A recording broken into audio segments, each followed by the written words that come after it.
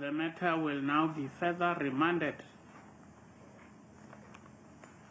as per agreement between the state and the defense to the 16th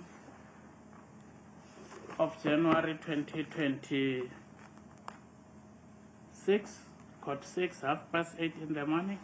Umsolwa oneminyaka engama-47 ubudala uboshwe emva kokuba izisulu eziyi-12 zitholakale zihamba emgwaqeni eMalberton eGoli zingaqokile ngokuphelele. Ummeli wakhe akaphumelelanga enkantolo namhlanje. By the time he received this instruction, he already had an engagement elsewhere, which makes it impossible for him to be present here. He has made arrangements with the prosecution as they indicated that they will be opposing bail.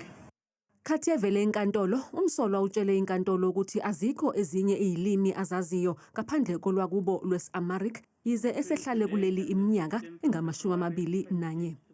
Umsolwa ubhekene namacala ayi-12 okuthumba kanye nelilodwa lokubalekela amaphoyisa kanti kulindeleke ukuba kuhlonzwe ukuthi akhona yini amanye amacala abandakanyeka kuwo.